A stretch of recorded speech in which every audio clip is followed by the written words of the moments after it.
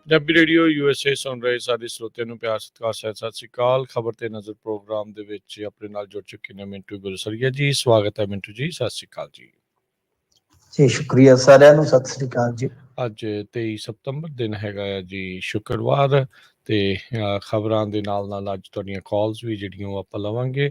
ਕਾਲ ਕਰਨ ਦੇ ਲਈ ਬਾਅਦ ਦੇ ਵਿੱਚ ਨੰਬਰ ਰਹੇਗਾ 408 272 5200। ਉਸ ਤੋਂ ਪਹਿਲਾਂ ਖਬਰਾਂ ਵੱਲ ਵਧੀਏ। ਸਾਡੇ ਅੱਜ ਦੇ ਸਪਾਂਸਰਸ, ਉਹਨਾਂ ਦਾ ਧੰਨਵਾਦ। ਖਾਲਸਾ ਇੰਸ਼ੋਰੈਂਸ ਏਜੰਸੀ, ਜਿਨ੍ਹਾਂ ਦੇ ਕੋਲੋਂ ਹਰ ਤਰੀਕੇ ਦੀ ਇੰਸ਼ੋਰੈਂਸ ਕਰਵਾ ਸਕਦੇ ਹੋ।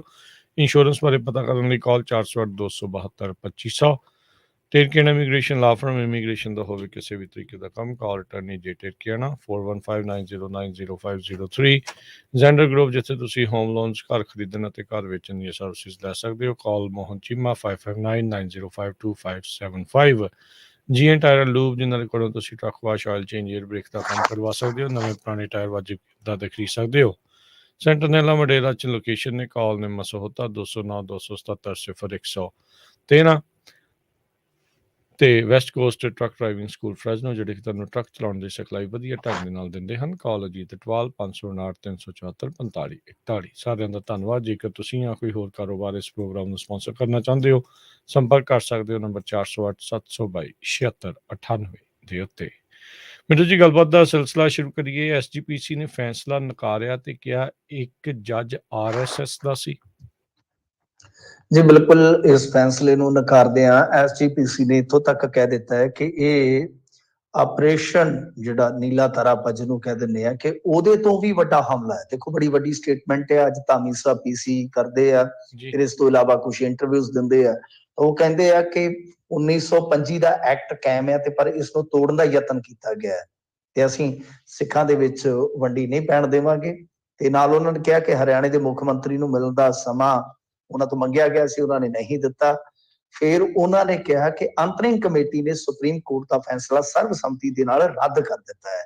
ਤੇ ਨਾਲ ਉਹਨਾਂ ਨੇ ਕਿਹਾ ਕਿ ਕੇਂਦਰ ਸਰਕਾਰ SGPC ਵੱਲੋਂ ਪਾਸ ਮਤੇ ਅਨੁਸਾਰ ਹੀ ਨਿਯਮਾਂ 'ਚ ਸੋਧ ਕਰ ਸਕਦੀ ਹੈ। ਕਿਉਂਕਿ 1925 ਵਾਲਾ ਗੁਰਦੁਆਰਾ ਐਕਟ ਦਾ ਜਿਹੜਾ ਹੈ ਰਾਜਾਂ ਦੇ ਸੋਧ ਪ੍ਰਬੰਧ 'ਚ ਨਹੀਂ ਆਉਂਦਾ। ਤਾਂ ਸਾਫ਼ ਹੈ ਇਹਨਾਂ ਦਾ ਕਿ ਇਹ ਕਹਿਣਾ ਕਿ ਬਈ ਜੋ ਸੋਧ ਕਰਨੀ ਸੀਗੀ ਉਹ ਜਿਹੜੀ ਪਾਰਲੀਮੈਂਟ ਹੈ ਉਹ ਕਰ ਸਕਦੀ ਸੀ, ਸਟੇਟਾਂ ਨਹੀਂ ਕਰ ਸਕਦੀਆਂ। ਤੇ ਨਾਲ ਉਹਨਾਂ ਨੇ ਕਿਹਾ ਕਿ ਫੈਸਲਾ ਜਿਹੜਾ ਉਹ ਇਸ ਤਰ੍ਹਾਂ ਦਾ ਫੈਸਲਾ ਹੈ ਜਿਹਦੇ ਵਿੱਚ ਡਬਲ ਬੈਂਚ ਸੀ, ਕਿ ਇੱਕ ਜੱਜ ਹੈ ਜਿਹੜਾ ਉਹ RSS ਪੱਖੀ ਸੀਗਾ। ਦੇਖੋ, ਮੈਨੂੰ ਲੱਗਦਾ ਕਿ ਇਹਨਾਂ ਨੇ ਕੋਰਟ ਦੇ ਅਵੱਗੇ ਵਾਲੇ ਮਸਲੇ 'ਚ ਵੀ ਫਸ ਜਾਣਾ ਹੁਣ। ਕਿਉਂਕਿ ਪਹਿਲੀ ਗੱਲ ਤੇ ਇਹ ਆ ਕਿ ਜਦੋਂ ਇਹ ਸਾਰਾ ਕੁਝ ਕੇਸ ਸੁਣਵਾਈ ਤੇ ਲੱਗਿਆ, ਤੁਸੀਂ ਉਦੋਂ ਹੀ ਕੋਈ ਇਤਰਾਜ਼ ਵਗੈਰਾ ਕਰਦੇ, ਬੈਂਚ ਬਦਲਾ ਲੈਂਦੇ, ਜੱਜ ਬਦਲਾ ਲੈਂਦੇ, ਕੁਝ ਬੜੇ ਜਿੰਨਾ ਮਤਲਬ ਕਿ ਤੁਹਾਡੇ ਕੋਲ ਬਦਲ ਸੀ, ਵੈਸੇ ਬੜੇ ਬਦਲ ਹੁੰਦੇ ਆ, ਤਾਂ ਫਿਰ ਤੁਸੀਂ ਉਦੋਂ ਕਿਉਂ ਨਹੀਂ ਇਹ ਸਾਰਾ ਕੁਝ ਕੀਤਾ। ਔਰ ਦੂਜੀ ਗੱਲ ਇਹ ਆ ਕਿ ਹੁਣ ਰਿਵਿਊ ਪਟੀਸ਼ਨ ਕਿਹਦੇ ਕੋਲ ਪਾਉਣੀ ਆ? ਤੁਸੀਂ ਰਿਵਿਊ ਪਟੀਸ਼ਨ ਵੀ ਤਾਂ ਤੁਸੀਂ ਜਾ ਕੇ ਸੁਪਰੀਮ ਕੋਰਟ ਦੇ ਵਿੱਚ ਹੀ ਪਾਓਗੇ ਨਾ। ਤਾਂ ਗੱਲ ਇਹ ਆ ਕਿ ਦੇਖੋ, ਹੁਣ ਤੁਸੀਂ ਬਹੁਤ ਲੇਟ ਹੋ ਚੁੱਕੇ ਹੋ। ਆਲ ਇੰਡੀਆ ਗੁਰਦੁਆਰਾ ਪ੍ਰਬੰਧ ਦਾ ਜਿਹੜਾ ਐਕਟ ਸੀਗਾ ਉਹਦਾ ਖਰੜਾ ਤੱਕ ਤਿਆਰ ਹੋ ਗਿਆ ਸੀਗਾ, ਪਰ ਬਾਦਲ ਸਾਹਿਬ ਹੋਰਾਂ ਨੇ ਕੋਈ ਉਤਾ ਹੀ ਨਹੀਂ ਕੀਤਾ, ਜਾਂ ਤਾਂ ਉਦੋਂ ਹੀ ਕਰ ਲੈਂਦੇ। ਹੁਣ ਜਦੋਂ ਇੱਕ ਵਾਰੀ ਕਾਨੂੰਨੀ ਰੂਪ ਦੇ ਵਿੱਚ ਮਾਨਤਾ ਮਿਲ ਗਈ ਹੈ, ਜੋ ਤੁਹਾਡੇ ਇਤਰਾਜ਼ ਸੀ ਉਹਨਾਂ ਨੇ ਰੱਦ ਕਰ ਦਿੱਤੇ ਆ।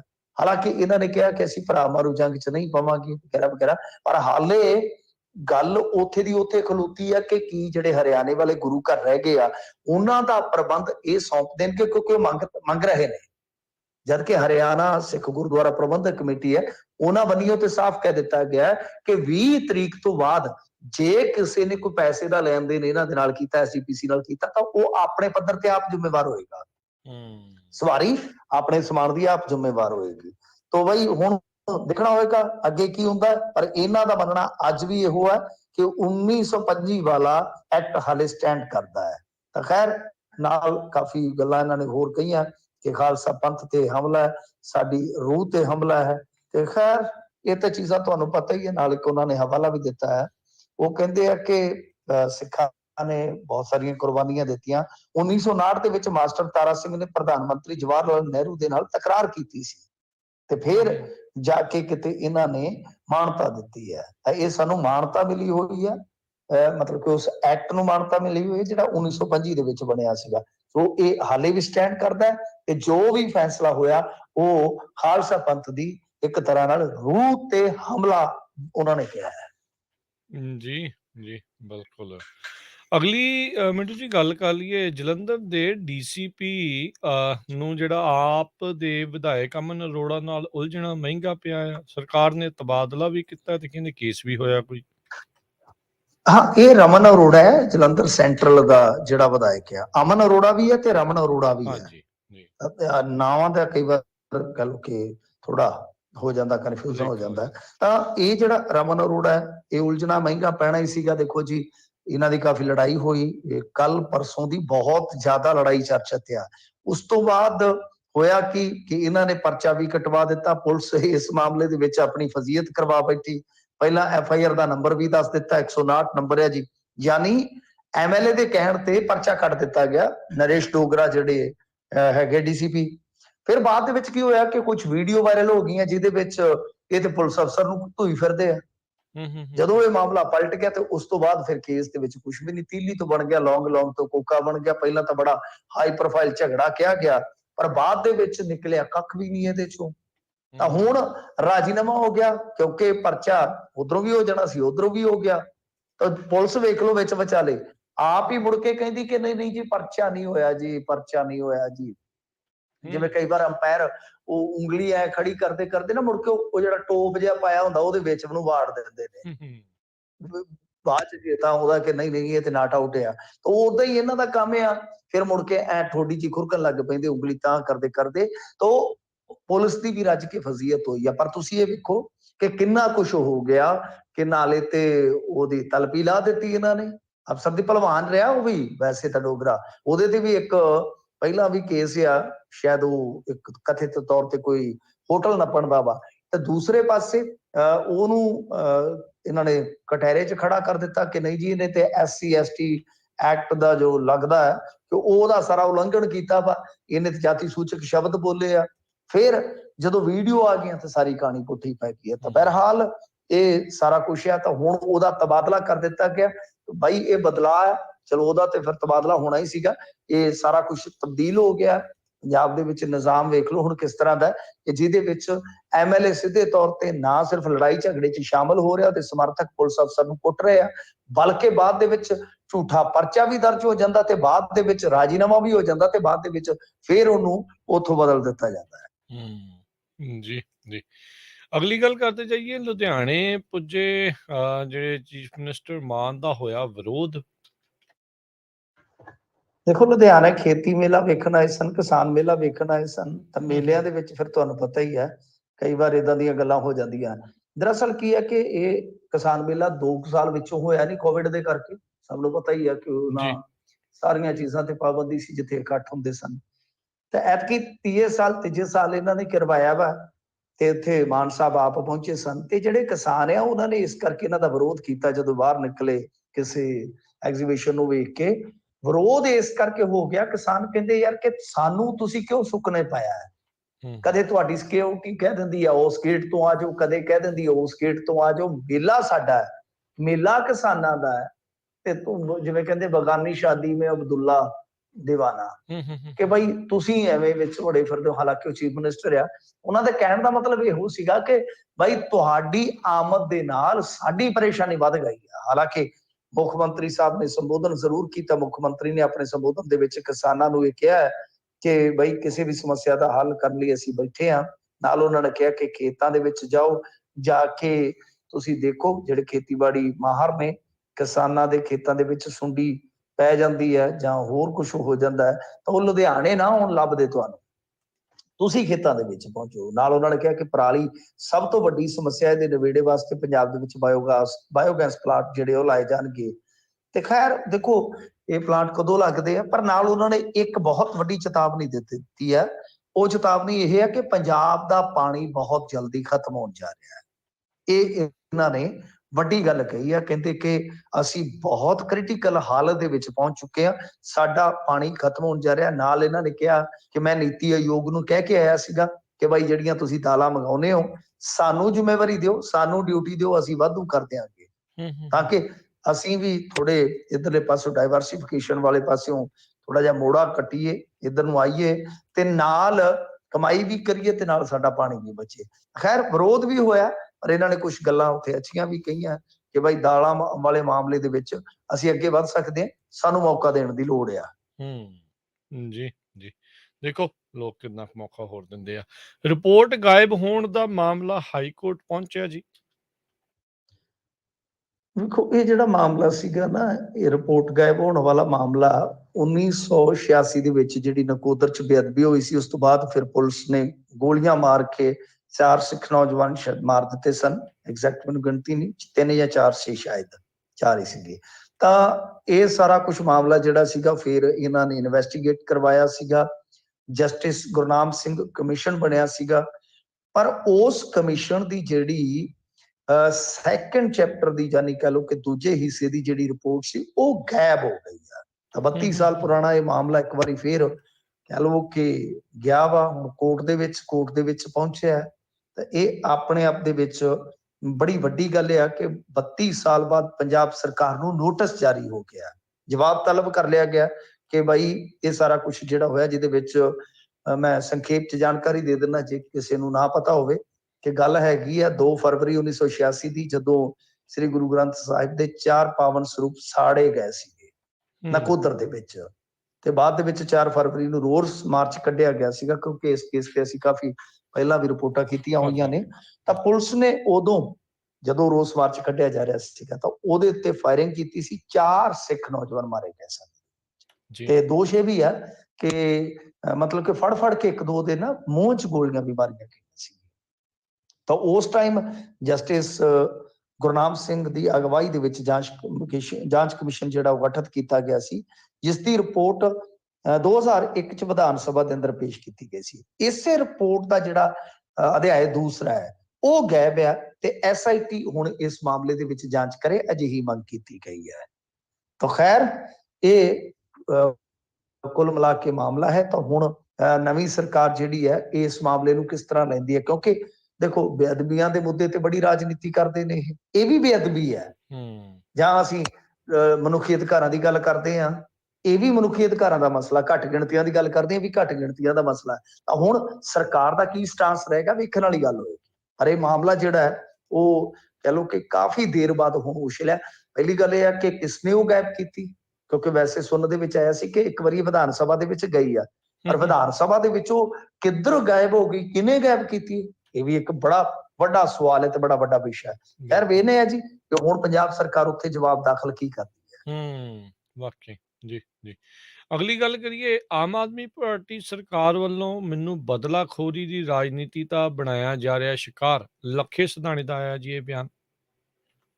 ਦੇਖੋ ਲੱਖੇ ਸਿਧਾਣੇ ਨੇ PC ਕੀਤੀ ਹੈ ਤੇ ਉਹਦੇ ਵਿੱਚ ਉਹਨੇ ਸਾਫ਼ ਤੌਰ ਤੇ ਕਿਹਾ ਹੈ ਕਿ ਜਿਹੜੇ ਪੁਰਾਣੇ ਕੇਸ ਨੇ, ਜਿਵੇਂ ਕਿਸਾਨੀ ਅੰਦੋਲਨ ਵੇਲੇ ਦੇ ਜਾਂ ਇਸ ਤੋਂ ਵੀ ਪਹਿਲਾਂ ਜਿਵੇਂ ਇਹਨਾਂ ਨੇ ਕੁਝ ਵਿਰੋਧ ਕੀਤੇ ਸਨ, ਤੁਹਾਨੂੰ ਪਤਾ ਹੀ ਹੈ ਵਿਰੋਧ ਮਾਰਚ ਤਾਂ ਹੁੰਦੇ ਹੀ ਰਹਿੰਦੇ ਨੇ ਜਦੋਂ ਵੀ ਕੋਈ ਆਪੋਜੀਸ਼ਨ ਚ ਹੁੰਦਾ ਹੈ, ਜਦੋਂ ਵੀ ਕੋਈ ਇਸ ਤਰ੍ਹਾਂ ਦੇ ਪ੍ਰੈਸ਼ਰ ਗਰੁੱਪ ਚ ਕੰਮ ਕਰਦਾ ਹੈ। ਤਾਂ ਇਹਨਾਂ ਦਾ ਕਹਿਣਾ ਹੈ ਲੱਖਾ ਸਿਧਾਣਾ ਹੋਰਾਂ ਦਾ ਕਿ ਬਈ ਇਹ ਜਿਹੜੇ ਮੇਰੇ ਉੱਤੇ ਮੁਕੱਦਮੇ ਦਰਜ ਹੋਏ ਸੀਗੇ ਉਹ ਸਾਰੇ ਦੁਬਾਰਾ ਖੋਲੇ ਜਾ ਰਹੇ ਨੇ। ਨਾਲ ਉਹਨਾਂ ਨੇ ਕਿਹਾ ਕਿ ਸੋਸ਼ਲ ਮੀਡੀਆ ਤੇ ਆਮ ਆਦਮੀ ਪਾਰਟੀ ਦਾ ਇੱਕ ਵੱਡੇ ਪੱਧਰ ਤੇ ਤੰਤਰ ਸਰਗਰਮ ਹੈ, ਜਿਹੜਾ ਸਾਡੇ ਵਰਗੇ ਬੰਦਿਆਂ ਨੂੰ, ਯਾਨੀ ਪੰਜਾਬ ਦਰਦੀ ਲੋਕਾਂ ਨੂੰ ਬਹੁਤ ਹੀ ਭੱਦੇ ਤਰੀਕੇ ਨਾਲ ਟਰੋਲ ਕਰਦਾ ਹੈ। ਤੇ ਨਾਲ ਇਹ ਵੀ ਦੋਸ਼ ਲਾਉਂਦੇ ਲੱਖਾ ਸਿਧਾਣਾ, ਉਹਨਾਂ ਕਿਹਾ ਕਿ ਚੁੱਪ ਰਹਿਣ ਲਈ ਉਹਨਾਂ ਨੂੰ ਕਈ ਤਰ੍ਹਾਂ ਦੇ ਲਾਲਚ ਤੇ ਵਰਗਲਾਉਣ ਦੇ ਵੀ ਯਤਨ ਜਿਹੜੇ ਆ ਉਹ ਕੀਤੇ ਗਏ, ਪਰ ਉਹ ਇਹਨਾਂ ਕੋਝੀਆਂ ਹਰਕਤਾਂ ਜਾਂ ਕੋਝੀਆਂ ਚਾਲਾਂ ਦੇ ਕੇ ਝੁਕਣ ਵਾਲੇ ਨਹੀਂ ਹੈ। ਦੇਖੋ ਮਾੜੀ ਗੱਲ ਹੈ, ਸਗੋਂ ਇਹਨਾਂ ਨੇ ਤਾਂ ਕੇਂਦਰ ਸਰਕਾਰ ਤੋਂ ਵੀ ਮੰਗ ਕੀਤੀ ਸੀ, ਜਿਹੜੇ ਹੈਗੇ ਨੇ ਤੁਹਾਨੂੰ ਪਤਾ ਹੀ ਆ ਕਿਸਾਨ ਆਗੂ, ਕਿ ਸਾਡੇ ਜਿਹੜੇ ਕਿਸਾਨ ਅੰਦੋਲਨ ਦੇ ਦੌਰਾਨ ਪਰਚੇ ਸਾਰੇ ਰੱਦ ਕੀਤੇ ਜਾਣੇ ਚਾਹੀਦੇ ਆ। ਵੈਸੇ ਤਾਂ ਜੇ ਪਰਚੇ ਪੈਂਡਿੰਗ ਪਏ ਆ ਜੀ, ਕੋਈ ਵੀ ਇਸਤੇਮਾਲ ਕਰ ਸਕਦਾ ਤੁਹਾਡੇ ਖਿਲਾਫ, ਕੋਈ ਸ਼ੱਕ ਨਹੀਂ, ਕੋਈ ਦੋ ਰਾਏ ਨਹੀਂ, ਕਿਉਂਕਿ ਉਹ ਪਰਚਾ ਤਾਂ ਪਰਚਾ ਹੀ ਹੈ ਨਾ, ਉਹਦੇ ਚ ਨਵਾਂ ਕੁਝ ਵੀ ਨਹੀਂ ਕਰਨਾ।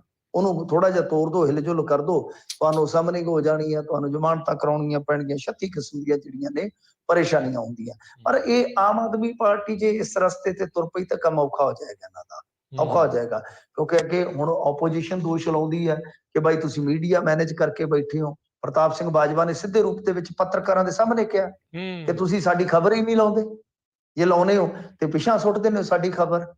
ਤੋ ਜੇ ਇਸ ਤਰ੍ਹਾਂ ਦੀ ਮੈਨੇਜਮੈਂਟ ਦੀ ਵੀ ਗੱਲ ਆਉਂਦੀ ਹੈ ਕਿ ਤੁਸੀਂ ਮੈਨੇਜ ਕਰ ਰਹੇ ਹੋ, ਉਹ ਮੀਡੀਆ ਮੈਨੇਜਮੈਂਟ ਦੀ ਗੱਲ ਆ ਗਈ। ਉਸ ਤੋਂ ਬਾਅਦ ਫਿਰ ਆਪੋਜੀਸ਼ਨ ਨੂੰ ਤੁਸੀਂ ਇਸ ਤਰ੍ਹਾਂ ਸਪਰੈਸ ਕਰੋਗੇ, ਕਿਉਂਕਿ ਗੱਲ ਲੱਖੇ ਸਿਧਾਣੇ ਦੀ ਨਹੀਂ ਹੈ। ਕੱਲ ਨੂੰ ਕੋਈ ਵੀ ਬੰਦਾ ਬੋਲਦਾ ਹੈ, ਕੋਈ ਹੋਰ ਨਿਊਟਰਲ ਬੰਦਾ ਬੋਲਦਾ, ਗੈਰ ਰਾਜਨੀਤਿਕ ਬੰਦਾ ਬੋਲਦਾ ਹੈ, ਚਾਹੇ ਉਹ ਪੱਤਰਕਾਰ ਆ, ਚਾਹੇ ਕੋਈ ਆਮ ਇਨਸਾਨ ਆ, ਇਹਦਾ ਮਤਲਬ ਕਿ ਤੁਸੀਂ ਉਸ ਨੂੰ ਇਸੇ ਤਰ੍ਹਾਂ ਦਬਾਉਣ ਦਾ ਯਤਨ ਕਰੋਗੇ। ਇਸ ਰਸਤੇ ਤੇ ਨਹੀਂ ਤੁਰਨਾ ਚਾਹੀਦਾ।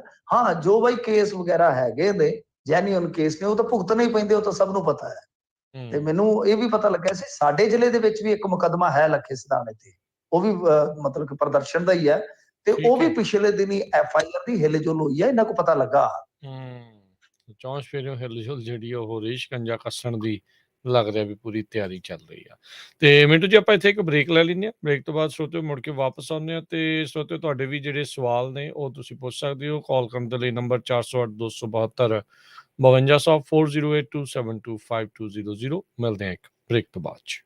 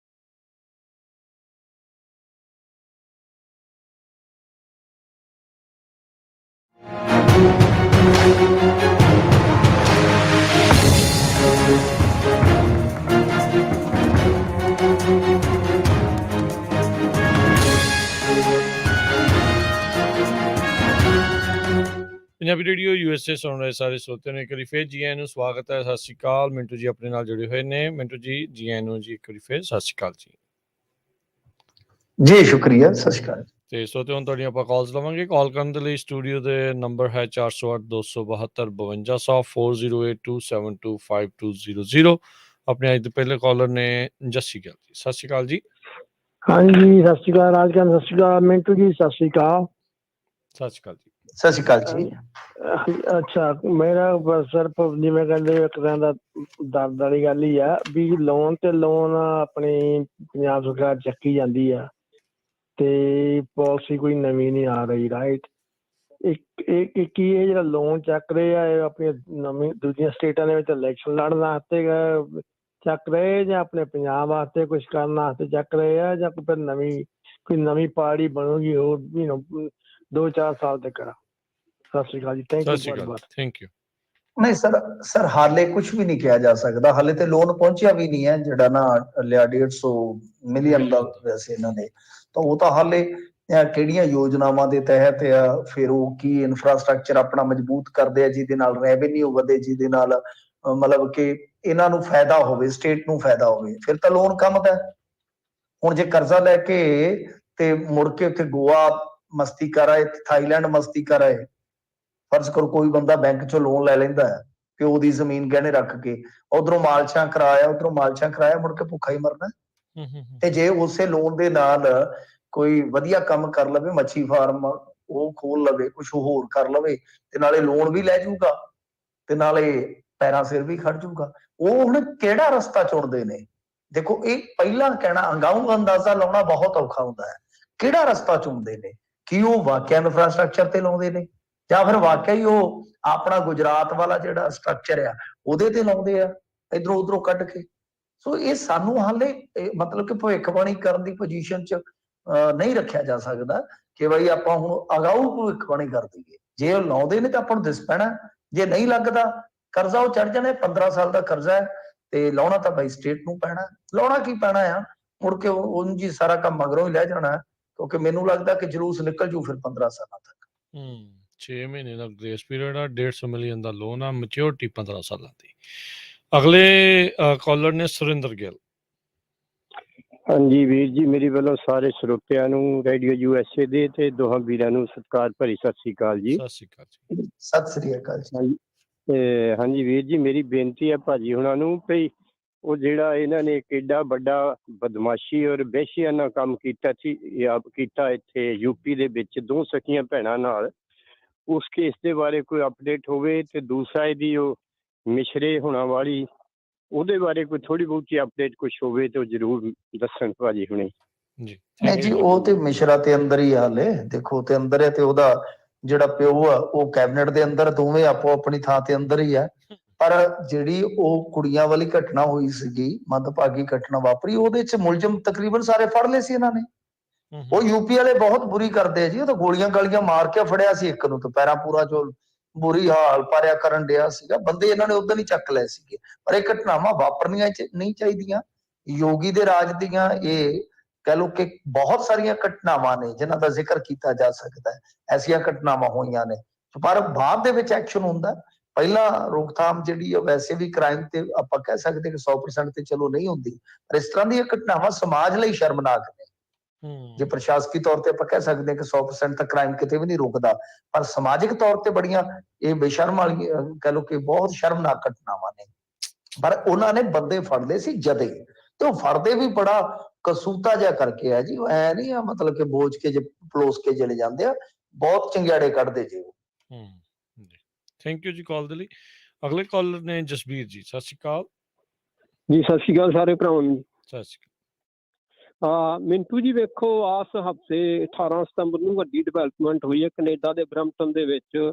ਪੰਜਾਬ ਰਫੰਡ ਦੀਆਂ ਵੋਟਾਂ ਪਈਆਂ ਨੇ ਤੇ ਮੈਂ ਵੇਖ ਰਿਹਾ ਸੀਗਾ ਵੀ ਮੋਸਟਲੀ 1-2 ਚੈਨਲ ਪੰਜਾਬੀ ਛੱਡ ਕੇ ਨਾ ਬਾਕੀ ਇਸ ਵੱਡੀ ਘਟਨਾ ਦੇ ਚੁੱਪ ਹੀ ਨੇ।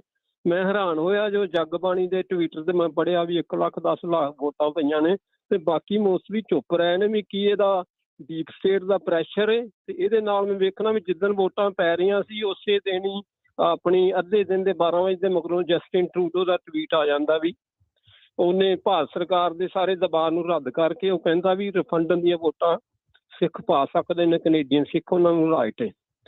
ਤੇ ਮੈਨੂੰ ਯਾਦ ਹੈ ਵੀ ਜਦੋਂ ਇਹਦੇ ਬਾਰੇ ਮੈਂ ਪੁੱਛਣਾ ਵੀ ਇਹਦੇ ਉੱਤੇ ਕੋਈ ਪ੍ਰਤੀਕਰਮ ਆਇਆ ਕੇਂਦਰ ਸਰਕਾਰ ਦਾ ਤੇ ਪੰਜਾਬ ਸਰਕਾਰ ਦੇ ਕਿਸੇ ਮੰਤਰੀ ਦਾ, ਪੋਲੀਟੀਸ਼ੀਅਨ ਦਾ? ਕਿਉਂਕਿ ਮੈਨੂੰ ਯਾਦ ਹੈ ਵੀ 2018 ਜੋ ਜਗਮੀਤ ਸਿੰਘ ਆਪਣੇ NDP ਦਾ ਲੀਡਰ ਬਣਿਆ ਸੀ, ਉਹਨਾਂ ਨੇ ਇੱਥੇ ਇੱਕ ਇੰਟਰਵਿਊ 'ਚ ਕਿਹਾ ਸੀਗਾ ਵੀ ਜਿਹੜਾ ਰਿਫੰਡਨ ਹੈ ਪੰਜਾਬ ਕਟਲੋਨੀਆ ਕਿਤੇ ਵੀ ਹੋਵੇ ਮੈਂ ਉਹਦੀ ਸਪੋਰਟ ਕਰਨਾ। ਤੇ ਉਦੋਂ ਭਗਵੰਤ ਮਾਨ ਨੇ ਤਿੱਖਾ ਵਿਰੋਧ ਕੀਤਾ ਸੀ, ਕਹਿੰਦਾ ਜਗਮੀਤ ਸਿੰਘ ਨੂੰ ਕੋਈ ਹੱਕ ਨਹੀਂ ਪੰਜਾਬ ਦੀ ਗੱਲ ਕਰਨ ਦਾ। ਦੱਸਿਓ ਜੀ, ਮਿਹਰਬਾਨੀ ਜੀ। ਅੱਛਾ, ਪਹਿਲੀ ਗੱਲ ਸਰਦਾਰ ਜਸਬੀਰ ਸਿੰਘ ਜੀ, ਡੀਪ ਸਟੇਟ ਦਾ ਜਾਂ ਕੁਝ ਵੀ ਕਹਿ ਲਓ, ਦੂਸਰੇ ਦੇਸ਼ ਦੀਆਂ ਖਬਰਾਂ ਵੈਸੇ ਹੀ ਬਹੁਤ ਘੱਟ ਹੁੰਦੀਆਂ। ਜੇ ਆਪਾਂ ਦੇਖੀਏ ਤੇ ਟੋਰਾਂਟੋ ਮੇਲ 'ਚ ਆਪਣੇ ਪੰਜਾਬ ਦੀਆਂ, ਫਰੀਦਕੋਟ ਦੀਆਂ ਕਿੰਨੀਆਂ ਕੁ ਖਬਰਾਂ ਛਪੂਗੀਆਂ। ਵੱਡੀ ਘਟਨਾ ਛੋਟੇ ਜਿਹੇ ਰੂਪ 'ਚ ਉੱਥੇ ਜਾਏਗੀ, ਛੋਟੇ ਕਾਲਮ 'ਚ ਜਾਏਗੀ। ਇੱਥੇ ਖਬਰਾਂ ਛਪੀਆਂ ਨੇ, ਭਾਰਤ ਸਰਕਾਰ ਨੇ ਖੰਡਨ ਵੀ ਕੀਤਾ ਹੈ। ਭਾਰਤ ਸਰਕਾਰ ਨੇ ਖੰਡਨ ਕੀਤਾ, ਔਰ ਭਾਰਤ ਸਰਕਾਰ ਨੇ ਤਾਂ ਇੱਥੋਂ ਤੱਕ ਕਿਹਾ ਸੀਗਾ ਆਪਣੇ ਅਧਿਕਾਰਤ ਬਿਆਨ 'ਚ ਕੱਲ, ਉਹਨਾਂ ਨੇ ਕਿਹਾ ਸੀਗਾ ਕਿ ਕੈਨੇਡਾ ਮਤਲਬ ਕਿ ਉਹ ਮੰਨ ਗਿਆ ਇਸ ਗੱਲ ਨੂੰ ਵੀ ਅਸੀਂ ਇਸ ਚੀਜ਼ ਨੂੰ ਰੱਦ ਕਰਦੇ ਹਾਂ। ਔਰ ਸੈਕੰਡ ਚੀਜ਼ ਜਿਹੜੀ ਅੱਜ ਹੋਈ ਆ, ਮੇਜਰ ਡਿਵੈਲਪਮੈਂਟ ਅੱਜ ਹੋਈ ਹੈ, ਸ਼ਾਇਦ ਤੁਸੀਂ ਅਜੇ ਗਏ ਨਹੀਂ ਹੋ ਮੀਡੀਆ 'ਚ, ਜਾ ਕੇ ਦੇਖੋ। ਭਾਰਤ ਸਰਕਾਰ ਨੇ ਐਡਵਾਈਜ਼ਰੀ ਜਾਰੀ ਕਰ ਦਿੱਤੀ ਹੈ। ਦੇਖੋ ਇਹ ਖੇਡ ਬਹੁਤ ਅੱਗੇ ਤੱਕ ਜਾਏਗੀ, ਕੂਟਨੀਤੀ ਗੇਮ ਹੈ। ਤੁਹਾਨੂੰ ਪਤਾ ਨਾ UK ਵਾਲਿਆਂ ਨੇ ਫਿਰ ਮੁੜ ਕੇ ਹੁਣ ਜੱਗੀ ਜੌਹਲ ਵਾਲੇ ਮਾਮਲੇ 'ਚ ਕੀ ਕੀਤਾ, ਕੇਸ ਲਵਟ ਲਈ ਹੈ ਨਾ। ਹੁਣ ਕੂਟਨੀਤੀ ਇਹ ਚੱਲ ਗਈ ਹੈ ਕਿ ਕੈਨੇਡਾ ਨੂੰ ਭਾਰਤ ਨੇ ਖਿੱਚ ਲਿਆ। ਖਿੱਚ ਇਉਂ ਲਿਆ ਕਿ ਜੀ ਉੱਥੇ ਹੇਟ ਕ੍ਰਾਈਮ ਵੱਧ ਗਿਆ, ਉੱਥੇ ਇਹ ਹੋ ਗਿਆ, ਉਹ ਗਿਆ। ਐਡਵਾਈਜ਼ਰੀ ਜਾਰੀ ਕਰ ਦਿੱਤੀ ਉਹਨਾਂ ਨੇ ਆਪਣੇ ਨਾਗਰਿਕਾਂ ਵਾਸਤੇ। ਵੱਡੀ ਖਬਰ ਹੈ ਇਹ ਸਟੂਡੈਂਟਾਂ ਵਾਸਤੇ ਕਿ ਆਪਣੇ ਆਪ ਨੂੰ ਰਜਿਸਟਰਡ ਕਰਾਓ, ਉੱਥੇ ਹਿੰਸਾ ਹੋ ਰਹੀ ਹੈ ਕੁਝ ਘਟਨਾਵਾਂ ਨੂੰ ਆਧਾਰ ਬਣਾ ਕੇ। ਸੋ ਭਾਰਤ ਸਰਕਾਰ ਨੇ ਰਿਐਕਸ਼ਨ ਬੜੇ ਕੂਟਨੀਤਿਕ ਢੰਗ ਨਾਲ ਕੀਤਾ ਹੈ ਜੀ। ਜਿਵੇਂ ਤੁਰਕੀ ਨੇ ਕਸ਼ਮੀਰ ਦਾ ਮੁੱਦਾ ਚੁੱਕਿਆ, ਨਾਲ ਦੀ ਨਾਲ ਉਹਨਾਂ ਨੇ ਤੁਰਕੀ ਦਾ ਜਿਹੜਾ ਡਿਸਪਿਊਟ ਚੱਲਦਾ ਸਾਈਪ੍ਰਸ ਦੇ ਨਾਲ, ਇੱਕ ਟਾਪੂ ਨੂੰ ਲੈ ਕੇ, ਉਹਨਾਂ ਨੇ ਉਹ ਚੱਕ ਦਿੱਤਾ। ਤੋ ਇਹ ਕਮਾਂਤਰੀ ਕੂਟਨੀਤੀ ਹੈ ਸਾਹਿਬ। ਉੱਥੇ ਵੋਟਾਂ ਪਈਆਂ, ਬਿਲਕੁਲ। ਮੈਨੂੰ ਇੱਕ ਹੋਰ ਵੀ ਭਾਈ ਸਾਹਿਬ ਲਾਭਾ ਦੇ ਰਹੇ ਸੀ, ਅੱਛਾ ਕਿ ਤੁਸੀਂ ਗੱਲ ਨਹੀਂ ਕਰਦੇ। ਮੈਂ ਕਿਹਾ ਜੀ ਅਸੀਂ ਇੱਥੇ ਪੰਜਾਬ 'ਚ ਬੈਠੇ ਹਾਂ, ਤੁਸੀਂ ਗੱਲ ਕਰੋ ਉੱਥੋਂ, ਸਾਨੂੰ ਦੱਸੋ ਕੀ ਹੋਇਆ, ਸਾਨੂੰ ਕੀ ਪਤਾ। ਅੱਜ ਤਾਂ ਪੰਜਾਬ ਕਵਰ ਕਰਨੇ ਆ, ਇੱਥੇ ਖਬਰਾਂ ਨਹੀਂ ਆਉਂਦੀਆਂ। ਭਾਰਤ ਸਰਕਾਰ ਦਾ ਵੀ ਪ੍ਰਤੀਕਰਮ ਜਿਹੜਾ ਅੱਜ ਲੱਗਾ ਅਖਬਾਰਾਂ 'ਚ, ਮੈਂ 14-15 ਅਖਬਾਰਾਂ 'ਚ ਦੇਖਿਆ, ਬੜਾ ਛੋਟਾ ਸੀਗਾ। ਪਰ ਆ ਜਿਹੜੀ ਐਡਵਾਈਜ਼ਰੀ ਜਾਰੀ ਕੀਤੀ ਆ, ਕਿਉਂਕਿ ਇਹ ਬਹੁਤ ਵੱਡੀ ਖਬਰ ਹੈ ਕਿ ਕੈਨੇਡਾ ਵਰਗੇ ਮੁਲਕ ਦੇ ਵਿੱਚ ਜੇ ਕੋਈ ਆਪਣੇ ਨਾਗਰਿਕਾਂ ਵਾਸਤੇ ਐਡਵਾਈਜ਼ਰੀ ਜਾਰੀ ਕਰ ਰਿਹਾ, ਤਾਂ ਉਸ ਐਡਵਾਈਜ਼ਰੀ ਪਿੱਛੇ ਬਹੁਤ ਵੱਡੀ ਕੂਟਨੀਤੀ ਤੇ ਬਹੁਤ ਵੱਡੀ ਹਿਲਜੁਲ ਆ। ਰੈਫਰੈਂਡਮ ਦਾ ਨਤੀਜਾ ਕੀ ਹੋਏਗਾ ਮੈਨੂੰ ਪਤਾ ਨਹੀਂ ਹੈ, ਪਰ ਕੂਟਨੀਤਿਕ ਰਿਸ਼ਤਿਆਂ ਦੇ ਵਿੱਚ ਕਾਫੀ ਕੁਝ ਹੋਏਗਾ, ਤੁਸੀਂ ਦੇਖਦੇ ਰਹਿਣਾ। ਜੀ, ਅਗਲੇ ਕਾਲਰ ਨੇ ਰਵਿੰਦਰ ਭੁੱਲਰ ਜੀ, ਸਤਿ ਸ਼੍ਰੀ ਅਕਾਲ। ਹਾਂਜੀ, ਸਤਿ ਸ਼੍ਰੀ ਅਕਾਲ ਵੀਰ ਜੀ। ਸਤਿ ਸ਼੍ਰੀ ਅਕਾਲ ਮਿੰਟੂ ਭਾਜੀ। ਸਤਿ ਸ੍ਰੀ ਅਕਾਲ ਜੀ। ਮੇਰਾ ਦੋ ਕੁਐਸਚਨ ਨਿੱਕੇ ਨਿੱਕੇ ਆ। ਇਹ ਪਹਿਲਾ ਤਾਂ ਵੀ ਭਗਵੰਤ ਮਾਨ ਆਪਣੇ ਦੌਰੇ ਬਾਰੇ ਅਜੇ ਤੱਕ ਕੁਝ ਨਹੀਂ ਬੋਲਿਆ ਤੇ ਮੈਂ ਉੱਥੇ ਮੇਰੇ ਨਾਲ ਵਾਰਦਾਤ ਹੋਈ ਜਾਂ ਨਹੀਂ ਹੋਈ। ਦੂਜਾ ਕੁਐਸਚਨ ਇਹ ਹੈ ਵੀ ਸੁਖਬੀਰ ਬਾਦਲ ਨੇ ਜੋ ਤੇ ਬਲੇਮ ਕੀਤਾ, ਜੋ ਉੱਥੇ ਲਾਏ ਆ, ਕੀ ਉਹਦੇ ਉੱਤੇ ਉਹ ਮਾਨਾ ਦੀਆਂ ਕੇਸ ਕਰ ਸਕਦਾ?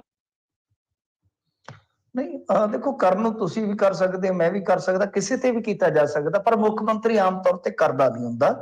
ਇਹ ਬੜੀ ਕਹਿ ਲਓ ਕਿ ਫਿਰ ਅਜੀਬੋ ਗਰੀਬ ਰਾਜਨੀਤੀ ਬਣ ਜਾਏਗੀ ਕਿ ਮੁੱਖ ਮੰਤਰੀ ਦੇ ਖਿਲਾਫ ਤੇ ਫਿਰ ਕਈ ਵਾਰ ਸਾਡੀ ਵੀ ਗੱਲ ਹੁੰਦੀ ਹੈ। ਹਾਲਾਂਕਿ ਅਸੀਂ ਜਾਤੀ ਤੌਰ ਤੇ ਕਿਸੇ ਦੇ ਵਿਰੋਧੀ ਨਹੀਂ ਹੁੰਦੇ, ਪਰ ਕਈ ਵਾਰ ਉਹ ਗੱਲ ਜੇ ਕਹਿਣੀ ਹੋਵੇ ਉਹਨਾਂ ਨੇ ਕਿ ਹਾਂ ਬਈ ਫੜਨੀ ਹੋਵੇ, ਤਾਂ ਸਾਡੇ ਤੇ ਵੀ ਕਰ ਸਕਦੇ ਆ। ਫਿਰ ਤਾਂ ਹਰੇਕ ਸੋਸ਼ਲ ਮੀਡੀਆ ਦੇ ਅਕਾਊਂਟ ਤੇ ਵੀ ਕੀਤੀ ਜਾ ਸਕਦੀ ਹੈ ਕਾਰਵਾਈ। ਤੋ ਇਸ ਤਰ੍ਹਾਂ ਦੀ ਉਲਝਣ ਦੇ ਵਿੱਚ ਤੇ ਕੋਈ CM ਨਹੀਂ ਉਲਝਣਾ ਚਾਹੀਦਾ, ਔਰ ਉਲਝਣਾ ਵੀ ਨਹੀਂ ਚਾਹੀਦਾ, ਕਿਉਂਕਿ ਰਾਜਨੀਤੀ ਹੈ। ਰਾਜਨੀਤੀ 'ਚ ਤੁਸੀਂ ਬਥੇਰਾ ਕੁਝ ਕਰਦੇ ਰਹੇ। ਜਦੋਂ ਤੁਸੀਂ ਕਹਿੰਦੇ ਹੁੰਦੇ ਸੀ ਕਿ ਕਿੱਕਲੀ ਕਲੀਰ ਦੀ, ਤੇ ਉਦੋਂ ਨਹੀਂ ਕਿਸੇ ਦੀ ਮਾਣਾ ਨਹੀਂ ਹੁੰਦੀ। ਇਹ ਤਾਂ ਚੀਜ਼ਾਂ ਜਰਨੀਆਂ ਪੈਣਗੀਆਂ, ਫੇਸ ਕਰਨਾ ਪਏਗਾ। ਬਾਕੀ ਬਈ ਉਹਨਾਂ ਦੀ ਮਰਜ਼ੀ ਹੈ ਸਭ ਕਿ ਉਹ ਸਫਾਈ ਦਿੰਦੇ ਆ ਕਿ ਨਹੀਂ ਦਿੰਦੇ। ਜੇ ਉਹ ਸਫਾਈ ਨਹੀਂ ਦਿੰਦੇ, ਅੱਗੇ ਵੀ ਇਸ ਤਰ੍ਹਾਂ ਹੀ ਹੋਇਆ ਸੀ, 2-4 ਦਿਨ ਆਪਾਂ ਚੁੰਝ ਚਰਚਾ ਕਰਦੇ ਆ, ਮੁੜ ਕੇ ਗੱਲ ਫੇਰ ਆਈ ਗਈ ਹੋ ਜਾਂਦੀ ਆ।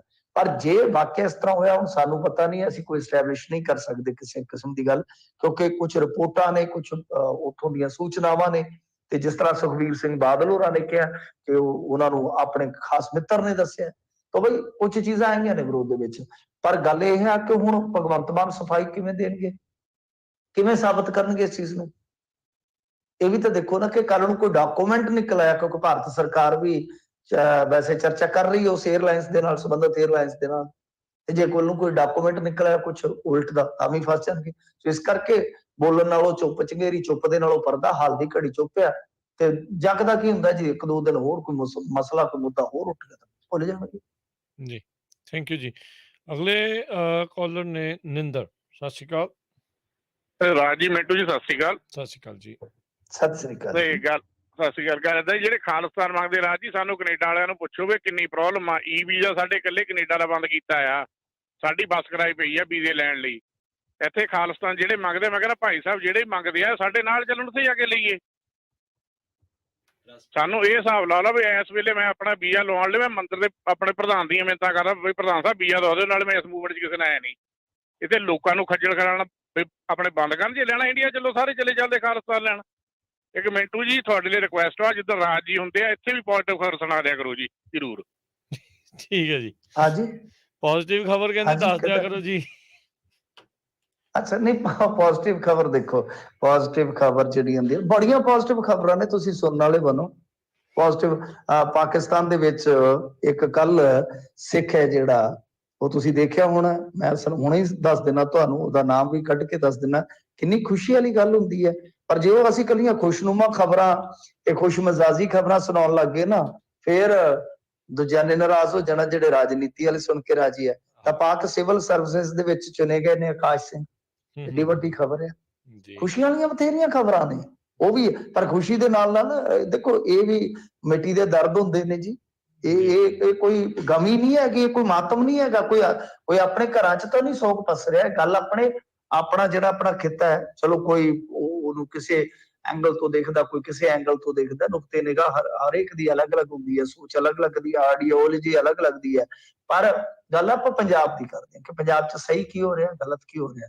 ਜਿਸ ਦਿਨ ਕੁਝ ਸਹੀ ਹੁੰਦਾ ਆਪਾਂ ਸਹੀ ਵੀ ਕਹਿੰਦੇ ਆ, ਕੋਈ ਗੱਲ ਨਹੀਂ। ਬਾਕੀ ਦੇਖੋ ਕੋਈ ਮੰਗ ਕਰਦਾ, ਕੀ ਮੰਗ ਕਰਦਾ ਉਹ ਤੇ ਆਪਾਂ ਆਪਣੇ ਹੱਥ ਨਹੀਂ ਰੱਖ ਸਕਦੇ। ਪਰ ਡੈਫੀਨਿਟਲੀ ਮੈਂ ਇੱਕ ਗੱਲ ਕਹਿ ਦਿੱਤੀ ਹੈ, ਮੈਂ ਸਰਦਾਰ ਜਸਵੀਰ ਸਿੰਘ ਹੋਰਾਂ ਨੂੰ ਵੀ ਦੱਸ ਦਿੱਤਾ ਸੀਗਾ ਕਿ ਇੰਡੀਆ ਉਹ ਦੇਖੋ 80-90 ਦੇ ਹਾਕੇ ਵਾਲਾ ਇੰਡੀਆ ਤਾਂ ਨਹੀਂ, ਇਹ ਤਾਂ ਆਪਾਂ ਨੂੰ ਸਭ ਨੂੰ ਪਤਾ ਹੈ। ਅੱਜ US ਲਈ ਕਿੰਨੀ ਮਹੱਤਤਾ ਇੰਡੀਆ ਦੀ, ਉਹ ਤੁਸੀਂ ਉਸ ਗੱਲ ਨੂੰ ਦਰਕਿਨਾਰ ਨਹੀਂ ਕਰ ਸਕਦੇ, ਕਿਉਂਕਿ ਅੱਜ ਕੱਲ ਤੁਹਾਨੂੰ ਪਤਾ ਹੈ ਸ਼ਕਤੀ ਦਾ ਧੁਰਾ ਜਿਹੜਾ ਦੂਜੇ ਪਾਸੇ ਚਾਈਨਾ ਵੀ ਬਣ ਰਿਹਾ ਹੈ। ਸੋ ਇਸ ਕਰਕੇ ਕਈ ਚੀਜ਼ਾਂ ਹੁੰਦੀਆਂ ਨੇ, ਕੌਮਾਂਤਰੀ ਕੂਟਨੀਤੀ 'ਚ ਫੌ ਪੈਣ ਦੀ ਗੱਲ ਹੁੰਦੀ ਹੈ। ਤਾਂ ਇਸ ਵੇਲੇ ਭਾਈ ਇਹਨਾਂ ਬਿਲਕੁਲ ਮੈਂ ਜਿਵੇਂ ਕਿਹਾ ਕਿ ਇਹਨਾਂ ਤਾਂ ਸਾਫ਼ ਹੈ ਕਿ ਇਹ ਜਿਹੜੇ ਕੂਟਨੀਤਿਕ ਰਿਸ਼ਤੇ ਹੁੰਦੇ ਕਿਸੇ ਵੀ ਮੁਲਕ ਦੇ, ਉਹ ਪ੍ਰਭਾਵਿਤ ਹੁੰਦੇ ਆ। ਜਦੋਂ ਪ੍ਰਭਾਵਿਤ ਹੁੰਦੇ ਆ ਤਾਂ ਲੋਕ ਸਭ ਤੋਂ ਜ਼ਿਆਦਾ ਪ੍ਰਭਾਵਿਤ ਹੁੰਦੇ ਆ। ਆਪਾਂ ਦੇਖੇ ਹੈ ਨਾ ਕਿ ਗੱਲ ਕੀ ਸੀ, ਕੂਟਨੀਤਿਕ ਰਿਸ਼ਤੇ ਪ੍ਰਭਾਵਿਤ ਜ਼ਿਆਦਾ ਹੋਏ, ਟ੍ਰੇਡ ਵਾਰ ਦੇ ਵਿੱਚ ਪੈ ਗਏ ਚਾਈਨਾ ਤੇ ਤੁਹਾਡਾ US। ਉਸ ਤੋਂ ਬਾਅਦ ਕੀ ਹੋਇਆ ਸੀਗਾ, ਤਾਂ ਲੋਕਾਂ ਨੂੰ ਪਰੇਸ਼ਾਨੀਆਂ ਦਿੱਕਤਾਂ ਆਉਂਦੀਆਂ ਨੇ ਇਹਨਾਂ ਚੀਜ਼ਾਂ ਦੇ ਵਿੱਚ। ਸਹੀ ਹੈ ਕਿ ਆਪਾਂ ਕਿਸੇ ਨੂੰ ਰੋਕ ਨਹੀਂ ਸਕਦੇ ਉਹ ਕੀ ਕਰ ਰਹੇ ਨੇ, ਉਹਦੇ ਤੇ ਤਾਂ ਜ਼ੋਰ ਨਹੀਂ ਹੈ। ਪਰ ਅਸੀਂ ਰਿਪੋਰਟ ਜ਼ਰੂਰ ਕਰ ਸਕਦੇ ਹਾਂ ਕਿ ਪੰਜਾਬ ਦੇ ਵਿੱਚ ਇੱਕ ਤਾਂ ਕੋਈ ਇਹਦੀ ਹਿਲਜੁਲ ਨਹੀਂ ਸੀਗੀ, ਕੋਈ ਐਡੀ ਕੋਈ ਖਾਸ ਮੈਂ ਤੇ ਚਰਚਾ ਨਹੀਂ ਸੁਣੀ। ਉਧਰ VOTING ਹੋ ਰਹੀ ਹੈ ਜਾਂ ਇੱਥੇ ਕੋਈ, ਕਿਉਂਕਿ ਤੁਹਾਨੂੰ ਪਤਾ ਕੰਪੇਨ ਚੱਲਿਆ ਸੀਗਾ ਤੇ ਇੱਥੇ ਦਬਾ ਦਿੱਤਾ ਗਿਆ ਸੀਗਾ, ਉਦੋਂ ਫੜੋ ਫੜਾਈ ਹੋਈ। ਉਸ ਤੋਂ ਬਾਅਦ ਇੱਥੇ ਤਕਰੀਬਨ ਉਹ ਕੰਪੇਨ ਬੰਦ ਹੋ ਗਿਆ, ਤਾਂ ਉੱਥੇ ਵੋਟਾਂ ਪਈਆਂ। ਪਰ ਅੱਜ ਜੋ ਇੰਡੀਆ ਨੇ ਸਟੈਂਡ ਲਿਆ, ਉਹ ਤੋਂ ਸਾਫ਼ ਨਜ਼ਰ ਆਉਂਦਾ ਹੈ ਕਿ ਕੈਨੇਡਾ ਨੂੰ ਉਹ ਦਬਾਅ ਦੇ ਹੇਠ ਲਿਆਉਣ ਲਈ ਕਾਫੀ ਕੁਝ ਕਰਨਗੇ ਆਉਣ ਵਾਲੇ ਸਮੇਂ ਵਿੱਚ। ਜੀ ਬਿਲਕੁਲ। ਸੋ ਟਰਾਈ ਤਾਂ ਜਿਹੜੀ ਡੈਫੀਨਿਟਲੀ ਉਹਨਾਂ ਦੀ ਰਹੇਗੀ। ਅਗਲੇ ਕਾਲਰ ਨੇ ਜੋਗਾ ਸਿੰਘ ਜੀ। ਜੋਗਾ ਸਿੰਘ ਜੀ ਪਿੱਛੋਂ ਰੇਡੀਓ ਦੀ ਆਵਾਜ਼ ਬੰਦ ਕਰ ਦਿਓ ਜੀ। ਸਤਿ ਸ਼੍ਰੀ ਅਕਾਲ ਜੀ। ਸਤਿ ਸ਼੍ਰੀ ਅਕਾਲ ਜੀ। ਸਤਿ ਸ੍ਰੀ ਅਕਾਲ। ਮੇਰਾ ਸਵਾਲ ਇਹ ਹੈ ਕਿ ਜਿਸ ਸ਼ਾਦ ਨਾਲ ਆਮ ਪਾਰਟੀ ਅੱਗੇ ਵਧੀ ਸੀ, ਇਹ ਆਪਣੇ ਲੋਕਾਂ ਦੇ ਤੇ ਇਹਦੇ ਚੋਂ ਕੋਈ ਮਫਾਦ ਨਹੀਂ ਹੈ। ਸਰਕਾਰਾਂ ਮੁਜ਼ਾਹਰੇ ਥੋੜ੍ਹਾ ਕਰਦੀਆਂ ਹੁੰਦੀਆਂ ਜੀ, ਸਰਕਾਰਾਂ ਤਾਂ ਪ੍ਰੋਟੈਸਟ ਸਭ ਕਰਦੀਆਂ ਹੁੰਦੀਆਂ। ਇਹ ਕਿੰਨੀ ਕੰਮ ਗੱਲ ਕੀਤਾ ਜੋ ਤੇ ਸ਼ਾਹ ਦੇ ਜੇ ਮਰਦੇ ਫਿਰ ਪਹਿਲਾਂ ਤਾਂ ਡਿਕਰੀਮ ਹੋ ਗਿਆ, ਹੁਣ ਮਤਲਬ ਫਿਰ ਚੱਲਿਆ। ਜਿਹੜੇ ਲੋਕਾਂ ਦੇ ਮਤਲਬ ਹਟ ਕੇ ਸਰਕਾਰ ਕਿਹੜੇ ਉਹਦੇ ਲੋਕਾਂ ਨੂੰ ਕੀ ਬੈਨੀਫਿਟ ਹੈ, ਮੈਂ ਇਹ ਪੁੱਛਣਾ ਜੀ। ਧੰਨਵਾਦ ਜੀ। ਕਾਹਦਾ ਜੀ? ਕਿਸ ਚੀਜ਼ ਦਾ ਬੈਨੀਫਿਟ ਪੁੱਛਦੇ ਜੋਗਾ ਸਿੰਘ? ਆਮ ਪਾਰਟੀ ਪ੍ਰੋਟੈਸਟ ਕਰੀ ਜਾਂਦੀ ਆ, ਪ੍ਰੋਟੈਸਟ ਕਰੀ ਜਾਂਦੀ ਜਿਹੜੀ। ਹਾਂ, ਇਹਦਾ ਲੋਕਾਂ ਦੇ ਠੀਕ ਹੈ ਸਰ। ਸਰਕਾਰਾਂ ਪ੍ਰੋਟੈਸਟ ਥੋੜ੍ਹਾ ਕਰਦੀਆਂ ਹੁੰਦੀਆਂ ਜੀ, ਸਰਕਾਰਾਂ ਤਾਂ ਪ੍ਰੋਟੈਸਟਾਂ ਦਾ ਜਵਾਬ ਦੇਣੀਆਂ ਹੁੰਦੀਆਂ ਜੀ। ਜੀ ਥੈਂਕ ਯੂ ਜੀ। ਦੇਖੋ ਨਹੀਂ, ਹੁਣ ਪ੍ਰੋਟੈਸਟ ਦਾ ਅਧਿਕਾਰ ਜੋਗਾ ਸਿੰਘ ਜੀ ਸਭ ਨੂੰ ਹੈ, ਕੋਈ ਵੀ ਕਰੇ ਸਰਦਾਰ ਜੀ, ਕੋਈ ਚੱਕਰ ਨਹੀਂ ਹੈਗਾ। ਪਰ ਗੱਲ ਇਹ ਹੈ ਕਿ ਰਾਜਨੀਤੀ ਜਿਹੜੀ ਹੈ ਹੁਣ ਇਹਨਾਂ ਨੇ ਵੀ ਐਸੀ ਗੁੰਝਲਦਾਰ ਬਣਾ ਦਿੱਤੀ ਹੈ ਕਿ ਕੀ ਕਹੀਏ। 92 ਬੰਦੇ ਆ ਤੇ ਮੈਂ ਤੇ ਹੱਸਦਾ ਮੈਂ ਕਿ ਯਾਰ ਤੁਹਾਡਾ ਤਾਂ ਸਿੰਗਲਾ ਨਹੀਂ ਟੁੱਟ ਰਿਹਾ ਤੁਹਾਡੇ ਨਾਲ, ਉਹ ਸਿੰਗਲਾ ਨਾਲ ਤੁਰਿਆ ਫਿਰਦਾ।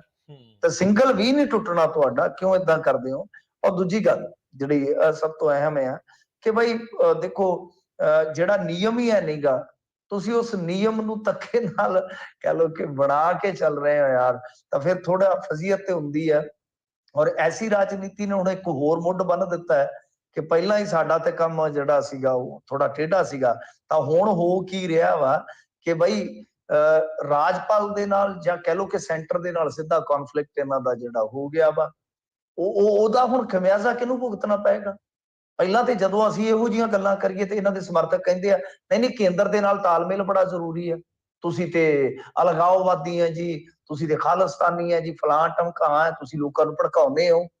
ਮੈਨੂੰ ਵੀ ਕਈ ਵਾਰ ਬਣਾ ਦਿੰਦੇ ਨੇ ਜੀ ਵਿੱਚੋਂ ਕਈ ਖਾਲਿਸਤਾਨੀ ਭਰਾ, ਮੈਨੂੰ ਕਾਮਰੇਡ ਵੀ ਕਹਿ ਦਿੰਦੇ ਨੇ, ਚਲੋ ਸਾਂਝੇ ਜੇ ਆ। ਤਾਂ ਕਹਿਣ ਦਾ ਭਾਵ ਇਹੋ ਆ ਕਿ ਬਈ ਗੱਲ ਇਹ ਆ ਕਿ ਜਦੋਂ ਹੁਣ ਤੁਸੀਂ ਇਸ ਪਾਸੇ ਨੂੰ ਤੁਰੇ ਹੋ ਤਾਂ ਫਿਰ ਤੁਸੀਂ ਘੱਟੋ ਘੱਟ ਇਹ ਹੀ ਕਰ ਲੈਂਦੇ ਕਿ 27 ਨੂੰ ਜਿਹੜਾ ਤੁਸੀਂ ਰੱਖਿਆ ਕਿ ਅਸੀਂ ਪਰਾਲੀ ਦੇ ਮੁੱਦੇ ਤੇ ਬਿਜਲੀ ਦੇ ਮੁੱਦੇ ਤੇ ਅਸੀਂ ਕਰਾਂਗੇ ਡਿਸਕਸ਼ਨ ਕਰਾਂਗੇ ਉੱਥੇ ਸਦਨ ਦੇ ਅੰਦਰ, ਤੇ ਜੇ ਹਾਈ ਕੰਮ 22 ਨੂੰ ਕਰ ਲੈਂਦੇ ਤੇ ਬੰਦੇ ਤੇ ਤੁਹਾਡੇ ਉੱਥੇ ਦਿਸ ਪੈਣੇ ਸੀ ਲੋਕਾਂ ਨੂੰ। ਜੀ ਜੀ ਬਿਲਕੁਲ। ਅਗਲੇ ਕਾਲਰ ਨੇ ਬੂਟਾ ਸਿੰਘ ਜੀ, ਸਤਿ ਸ਼੍ਰੀ ਅਕਾਲ। ਹਾਂਜੀ, ਰਾਜਕਰ ਵੀਰ ਜੀ ਤੇ ਮਿੰਟੂ ਗੁਰਸਰੀਆ ਜੀ ਤੇ ਪੰਜਾਬੀ ਰੇਡੀਓ ਦੇ ਸਾਰੇ ਸੁਣਨ ਵਾਲੇ ਸਰੋਤਿਆਂ ਨੂੰ ਵਾਹਿਗੁਰੂ ਜੀ ਕਾ ਖਾਲਸਾ, ਵਾਹਿਗੁਰੂ ਜੀ ਕੀ ਫਤਿਹ ਜੀ। ਵਾਹਿਗੁਰੂ ਜੀ ਕਾ ਖਾਲਸਾ ਜੀ, ਵਾਹਿਗੁਰੂ ਜੀ ਕਾ ਖਾਲਸਾ, ਵਾਹਿਗੁਰੂ ਜੀ ਕੀ ਫਤਿਹ ਜੀ। ਅੱਛਾ ਜੀ, ਸੁਖਬੀਰ ਬਾਦਲ ਦੀ ਗੱਲ ਦਾ ਤਾਂ ਉਹ ਗੱਲ ਆ ਸਿਆਣੇ ਆਂਦੇ ਹੁੰਦੇ ਵੇਖੀ ਕਮਲਿਆ ਕਿ ਕਿਤੇ ਅੱਗ ਨਾ ਲਾ ਦੀ, ਤੇ ਇਹ ਤਾਂ ਆਪਦੇ ਬਾਪੂ ਨੂੰ ਵੀ ਕਹੀ ਜਾਂਦਾ ਸੀਗਾ ਪਿਤਾ ਸਮਾਨ, ਇਹਦੀ ਗੱਲ ਦਾ ਕੌਣ ਸੱਚ ਮੰਨੂਗਾ? ਅੱਛਾ ਜੀ, ਮੇਰੇ ਕਿਸੇ ਨਾਲ ਨਿੱਜੀ ਦੁਸ਼ਮਣੀ ਨਹੀਂ, ਕੁਛ ਨਹੀਂ, ਮੈਂ ਤਾਂ ਉਹਨਾਂ ਦੀ ਗੱਲਾਂ ਤੋਂ ਗੱਲ ਕਰਦਾ ਸੀ। ਅੱਛਾ, ਚੱਕਰ ਇਹ ਆ ਜੀ ਵੀ ਵੇਖੋ ਕਿੰਨੇ ਵਾਰੀ ਸਾਰੇ ਮੰਤਰੀਆਂ ਨੇ ਵੀ ਕਿਹਾ ਵੀ ਜੇ ਇਹ ਜਮਾਂ ਨਹੀਂ ਖਾਂਦੇ ਪੀਂਦੇ ਜਾਂ ਕੁਛ ਕਰਦੇ ਤੇ ਉਹਦੇ 'ਚ ਡਰੱਗ ਟੈਸਟ ਕਿਉਂ ਨਹੀਂ ਕਰਾਉਂਦੇ? ਕਰਾਉਣਗੇ, ਪਤਾ ਲੱਗ ਜੂ ਵੀ ਕਿਹੜਾ ਕਿੰਨੇ ਕੁ ਪਾਣੀ 'ਚ ਆ। ਤੇ ਦੂਜਾ ਨੰਬਰ ਇਹ ਆ ਵੀ ਜਿਹੜਾ ਆਹ ਭਗਵੰਤ ਮਾਨ ਸਾਹਿਬ ਦੀ ਗੱਲ ਕਰੀ ਜਾਂਦੇ ਆ, ਰਾਤ ਆਪਣਾ ਦੀਪਕ ਸ਼ਰਮਾ ਜੀ ਕਹਿੰਦੇ ਸੀ ਵੀ ਉਹਨਾਂ ਦੇ ਭਾਜਪਾ ਵਾਲਿਆਂ ਦੇ ਨਾਲ ਆਉਣੀ ਜਾਣੀ ਹੈਗੀ ਆ, ਮੰਤਰੀਆਂ ਦੇ ਨਾਲ ਆ ਅਸਰ, ਜਿਹਦੇ ਨਾਲ ਆਪਣੇ ਕੋਈ ਜਾਣੀ ਆਉਣੀ ਹੁੰਦੀ ਸੰਬੰਧ, ਉਹਨਾਂ ਤੋਂ ਕੋਈ ਲੈਣ ਜਾਣਾ ਮੰਗਣ ਜਾਣਾ ਤੇ ਜਾਣਾ ਹੀ ਪੈਣਾ। ਉਹਦੇ ਨਾਲ ਇਹ ਤਾਂ ਨਹੀਂ ਗੱਲ ਵੀ ਉਹਨਾਂ ਦਾ ਘਰ ਦਾ ਉਹ ਬੰਦਾ ਬਣ ਕੇ ਬਹਿ ਗਿਆ, ਅਕਸਰ ਗੱਲਬਾਤ ਤਾਂ ਕਰਨੀ। ਮੁੜ ਕੇ ਫਿਰ ਜਦੋਂ ਕਿਹਾ ਵੀ ਇਹਨਾਂ ਨੇ ਸਾਡੀ ਇਸ ਕੰਮ ਦੇ ਵਿੱਚ ਕੋਈ ਹੈਲਪ ਨਹੀਂ ਕੀਤੀ, ਫਿਰ ਆਖਣਗੇ ਸਾਡੇ ਕੋਲੇ ਕਿਹੜਾ ਤੁਸੀਂ ਆਏ ਸੀ। ਇਹ ਤਾਂ ਆਪਦਾ ਉਹਨਾਂ ਦਾ ਫਰਜ਼ ਬਣਦਾ ਤੇ ਉਹਦੇ ਤੇ ਵੀ ਲੋਕੀ ਕਰੀ ਜਾਂਦੇ ਵੀ ਚਲੋ ਕਿਹੜਾ ਅੱਗ ਲਾ ਦਿਓ, ਭਮੂਕਾ ਉੱਡ ਗਿਆ ਤਾਂ ਉੱਡ ਗਿਆ, ਜਾਂ ਪਾਣੀ ਤੱਤਾ ਪਾ ਦਿਓ ਚਾਹੇ ਤਾਂ ਝੁਲਸ ਜੂ, ਨਹੀਂ ਫਿਰ ਸੇਕ ਤਾਂ ਲੱਗੂਗਾ ਹੀ। ਇਹ ਗੱਲਾਂ ਦਾ ਜਵਾਬ ਦਿਓ ਜੀ, ਦੋਆਂ ਦਾ ਮਿਹਰਬਾਨੀ, ਥੈਂਕ ਯੂ, ਕੱਟੋ ਜਣਾ ਜੀ। ਮੈਂ ਤੇ ਹੁਣ ਦੇਖੋ ਕਿਸੇ ਦੀ ਕਈ ਗੱਲ ਦਾ ਜਵਾਬ ਸਰ ਕੀ ਦੇਊਂਗਾ? ਜੇ ਕਿਸੇ ਵੀ ਸਾਡੀ ਟੀਮ ਦੇ ਮੈਂਬਰ ਨੇ ਗੱਲ ਕਹੀ ਹੈ ਤਾਂ ਮੈਂ ਉਹਦਾ ਜਵਾਬ ਨਹੀਂ ਦੇ ਸਕਦਾ। ਮੈਂ ਆਪਣੀ ਗੱਲ ਦਾ ਜਵਾਬ ਦੇ ਸਕਣਾ ਵਾ, ਪਰ ਮੈਂ ਆਪਣੀ ਰਾਏ ਜ਼ਰੂਰ ਰੱਖਦਾ ਕਿ ਇੱਕ ਸੀਐਮ ਹੈ, ਉਹਨੂੰ ਜਾਣਾ ਹੀ ਪਏਗਾ, ਕੋਈ ਚੱਕਰ ਨਹੀਂ, ਜਾਣ ਆਉਣ ਚ ਕੀ ਹੈ, ਕੋਈ ਹਰਜਾ ਨਹੀਂ ਹੈਗਾ। ਪਰ ਤੁਸੀਂ ਉੱਥੋਂ ਪ੍ਰਾਪਤ ਕੀ ਕਰ ਰਹੇ ਹੋ? ਪਰ ਤੁਹਾਡਾ ਜਾਣ ਆਉਣ ਦਾ ਸਾਰਥਕਤਾ ਵਾਲਾ ਕੰਮ ਤੇ ਦਾਅ ਤੇ ਲੱਗ ਜਾਂਦਾ ਨਾ ਕਿ ਤੁਸੀਂ ਤੇ ਇੱਕ ਨਵਾਂ ਸਿਆਪਾ ਛੇੜ ਲਿਆ ਕੇਂਦਰ ਦੇ ਨਾਲ, ਤੇ ਕੇਂਦਰ ਨੇ ਤਾਂ ਤੁਹਾਨੂੰ ਹੁਣ ਘੇਰਨਾ ਪੈਰ ਪੈਰ ਤੇ, ਜਾਂ ਤਾਂ ਉਧਰ ਹੋ ਜਾਓ ਜਾਂ ਉਧਰ ਹੋ ਜਾਓ, ਜਾਂ ਤਾਂ ਬਿਲਕੁਲ ਹਿੱਕ ਡਾਲੋ ਤੇ ਜਾਂ ਬਿਲਕੁਲ ਸੌਫਟਲੀ ਤੁਰੇ ਚੱਲੋ। ਦੋਵਾਂ ਚੋਂ ਇੱਕ ਕੰਮ ਕਰੋ ਨਾ ਤੁਸੀਂ ਇੱਧਰ ਰਹਿ ਰਹੇ ਹੋ ਨਾ ਉੱਧਰ ਰਹਿ ਰਹੇ ਹੋ, ਤਾਂ ਪੂਰਾ ਮੈਂ ਤਾਂ ਕਹਿੰਦਾ ਤਾਲਮੇਲ ਨਾਲ ਚੱਲੋ, ਬਿਲਕੁਲ ਮਿਲ ਸਕਦਾ। ਸਿੱਖ ਬਹੁ ਗਿਣਤੀ ਚ ਮੈਂ ਅੱਜ ਵੀ ਕਹਿੰਦਾ ਕਿ ਨਰਿੰਦਰ ਮੋਦੀ ਹੋ ਰਹੀ ਹੈ, ਜਿਵੇਂ ਹੁਣ ਭਾਈ ਸਾਹਿਬ ਨੇ ਦੱਸਿਆ ਰੈਫਰੈਂਡਮ ਵਗੈਰਾ ਜੋ ਚੱਲ ਰਹੇ ਆ, ਇਧਰੋਂ ਬਾਰਡਰ ਏਰੀਆ ਹੋਣ ਕਰਕੇ, ਸੈਂਸਿਟਿਵ ਏਰੀਆ ਹੋਣ ਕਰਕੇ ਬਹੁਤ ਕੁਝ ਪ੍ਰਾਪਤ ਕੀਤਾ ਜਾ ਸਕਦਾ, ਪਰ ਜੇ ਯੋਗ ਲੀਡਰਸ਼ਿਪ ਹੋਵੇ। ਇਹ ਮੇਰੇ ਕੋਲ ਤੇ ਤੁਹਾਡੀ ਗੱਲ ਦਾ ਇਹੀ ਜਵਾਬ ਆ, ਬਾਕੀ ਤੇ ਤੁਹਾਡੇ ਪ੍ਰਤੀਕਰਮ ਹੈ ਜੀ। ਬਾਕੀ ਰਹੀ ਗੱਲ ਡੋਪ ਟੈਸਟ ਦੀ, ਤੇ ਡੋਪ ਟੈਸਟ ਫਿਰ ਸਰ ਉਹ ਏਦਾਂ ਕਹਿ ਸਕਦੇ ਆ ਕਿ ਤੁਸੀਂ ਏਦਾਂ ਕਰੋ ਕਿ ਜਿਹੜੀ ਉਸ ਤਰੀਕ ਦੀ ਹੈਗੀ ਆ ਮਾਨ ਸਾਹਿਬ ਦੀ ਕੋਈ ਮੈਡੀਕਲ ਰਿਪੋਰਟ ਉਹ ਜਾਰੀ ਕਰਵਾ ਲਓ ਕਿ ਕਿਹੜੇ ਹਸਪਤਾਲ ਚੋਂ ਬਿਮਾਰੀ ਦਾ ਇਲਾਜ ਹੋਇਆ। ਸੋ ਇਹ ਤਰਕ ਵਿਤਰਕ ਨੇ, ਇਹਨਾਂ ਚੋਂ ਨਿਕਲਣਾ ਕੁਝ ਨਹੀਂ ਹੈ। ਉਹ ਕਹਿਣਗੇ ਕਿ ਕਿਹੜੇ ਹਸਪਤਾਲ ਚੋਂ ਕਿਹੜੇ ਡਾਕਟਰ ਤੋਂ ਚੈੱਕਅਪ ਹੋਇਆ, ਕਿਉਂਕਿ ਜੇ ਉਹਨਾਂ ਦੀ ਹਾਲਤ ਕ੍ਰਿਟੀਕਲ ਸੀ ਤਦੇ ਹੀ ਉਹ ਮਤਲਬ ਕਿ ਉੱਥੋਂ ਘਲਾਏ ਗਏ ਨੇ ਨਾ, 에ਅਰਪੋਰਟ ਤੋਂ ਬਾਹਰ ਆਏ ਆ। ਤੇ ਬਈ ਤੁਸੀਂ ਆਪ ਹੀ ਮੰਨੇ ਹੋ ਕਿ ਉਹ ਢਿੱਲੇ ਮੱਠੇ ਸਨ, ਤਾਂ ਕਿੱਥੋਂ ਦਬਾ ਦੱਪਾ ਲਿਆ? ਉਹ ਵੀ ਇੱਕ ਤਰਕ ਵਿਤਰਕ ਹੈ ਜੀ। ਬੀਤੇ ਦਿਨਾਂ 'ਚ ਫਿਨਲੈਂਡ ਦੀ ਪ੍ਰਾਈਮ ਮਿਨਿਸਟਰ ਸੀਗੀ ਨਾ, ਉਹ ਨੱਚਦੀ ਵੀਡੀਓ ਆਈ ਸੀ ਤੇ ਫਿਰ ਉਹਨੂੰ ਡੋਪ ਟੈਸਟ ਹਾਂਜੀ ਕਰਾਉਣਾ ਹਾਂਜੀ ਪਿਆ ਸੀਗਾ ਦਬਾਅ ਦੇ ਵਿੱਚ। ਹੁਣ ਦੇਖੋ ਇੱਥੇ ਕਦੀ ਹੋਊਗਾ ਕਿਸੇ ਦਾ ਹਾਂਜੀ, ਨਹੀਂ। ਉਹ ਤਾਂ ਮੰਨ ਗਈ ਸੀ, ਉਹਨੇ ਕਿਹਾ ਮੈਂ ਡਰਿੰਕ ਕੀਤੀ ਹੈ, ਉਹ ਤੇ ਕਹਿੰਦੇ ਮੰਨ ਗਈ ਸੀ ਪਾਰਟੀ ਦੇ ਵਿੱਚ ਕਿ ਮੈਂ ਡਰਿੰਕ ਕੀਤੀ ਹੈ, ਮੈਂ ਡਰੱਗ ਨਹੀਂ ਲਿਆ। ਪਰ ਰੌਲਾ ਹੈ ਕਿ ਇੰਡੀਆ ਦੇ ਵਿੱਚ ਇਹ ਚੀਜ਼ਾਂ ਮੰਨਣ ਦਾ ਰਿਵਾਜ ਨਹੀਂ ਨਾ ਹੈਗਾ, ਕਿ ਜੇ ਤੁਸੀਂ ਖਾਂਦੇ ਪੀਂਦੇ ਹੋ, ਤੁਸੀਂ ਆਪਣੇ ਮਤਲਬ ਕਿ ਕਿਸੇ ਪ੍ਰਾਈਵੇਟ ਵਿਜ਼ਿਟ ਤੇ ਹੋ ਜਾਂ ਆਪਣੇ ਪ੍ਰਾਈਵੇਟ ਪਲਾਂ ਦੇ ਵਿੱਚ ਹੋ, ਤੁਸੀਂ ਆਜ਼ਾਦ ਹੋ, ਜੋ ਮਰਜ਼ੀ ਕਰੋ। ਸਹੀ ਨਹੀਂ। ਪਰ ਜੇ ਤੁਸੀਂ ਐਜ਼ ਐਨ ਚੀਫ ਮਿਨਿਸਟਰ ਜਾਂ ਐਜ਼ ਐਨ ਪ੍ਰਾਈਮ ਮਿਨਿਸਟਰ ਕਿਤੇ ਜਾ ਰਹੇ ਹੋ, ਜਾਂ ਤੁਸੀਂ ਕੋਈ ਕੌਂਸਲੇਟ ਹੋ ਜਾਂ ਕੁਝ ਵੀ ਹੋ, ਤਾਂ ਫਿਰ ਤਾਂ ਤੁਹਾਨੂੰ ਆਪਣੀ ਜ਼ਿੰਮੇਵਾਰੀ ਦਾ ਅਹਿਸਾਸ ਹੋਣਾ ਚਾਹੀਦਾ ਨਾ। ਜੀ। ਤੇ ਬਾਕੀ ਜੇ ਆਪੋਜੀਸ਼ਨ ਮੰਗ ਕਰਦੀ ਹੈ ਤਾਂ ਉਹ ਕਈ ਵਾਰ ਹੁੰਦਾ ਵੀ ਹੈ, ਪਰ ਸਾਡੇ ਇੱਥੇ ਆ ਕਿ ਜੇ ਇਦਾਂ ਦੀਆਂ ਗੱਲਾਂ ਕਰਨ ਲੱਗ ਪੈਣ, ਇਹਨਾਂ ਨੂੰ ਪਤਾ ਹੈ ਕਿ ਸਾਡੇ ਵਾਲਿਆਂ ਤਾਂ ਕਹਿਣਾ DNA ਵੀ ਵਿਖਾ ਆਪਦਾ, ਉਹਦੀ ਵੀ ਰਿਪੋਰਟ ਕਰਵਾ। ਗਾਂ ਲੰਘ ਜਾਂਦੇ। ਬਿਲਕੁਲ ਜੀ। ਜੀ ਅਖੀਰਲੇ ਕਾਲ ਲਵਾਂਗੇ ਰਾਜ। ਸਤਿ ਸ਼੍ਰੀ ਅਕਾਲ ਜੀ। ਸਤਿ ਸ਼੍ਰੀ ਅਕਾਲ ਮਿੰਟੂ ਵੀਰ ਜੀ, ਤੇ ਸਤਿ ਸ਼੍ਰੀ ਅਕਾਲ ਰਾਜ ਭਾਜੀ, ਕੀ ਹਾਲ ਹੈ? ਮੇਰਾ ਸਤਿ ਸ਼੍ਰੀ ਨਾਮ ਅਕਾਲ। ਰਾਜ ਹੈ, ਮੈਂ ਨਿਊਯਾਰਕ ਤੋਂ ਬੋਲਦਾ ਭਾਜੀ। ਜੀ। ਸਤਿ ਸ਼੍ਰੀ ਭਾਜੀ ਅਕਾਲ ਜੀ ਸਰ। ਤਾਂ ਮਿੰਟੂ ਭਾਜੀ ਥੈਂਕ ਯੂ ਤੁਹਾਡਾ, ਤੁਹਾਡੇ ਵਰਗੇ ਰਿਪੋਰਟਰ ਜਿਹੜੇ ਆ ਭਾਜੀ, ਰੱਬ ਜਿਉਂਦਾ ਵਸਦਾ ਰੱਖੇ, ਬਹੁਤ ਅੱਛੀ ਰਿਪੋਰਟਿੰਗ ਕਰਦੇ ਹੋ ਔਰ ਬਹੁਤ ਸਮਝਦਾਰੀ ਨਾਲ, ਗੱਲ ਸਲੀਕੇ ਨਾਲ ਸਮਝਦੇ ਵੀ ਹੋ, ਕਰਦੇ ਵੀ ਹੋ।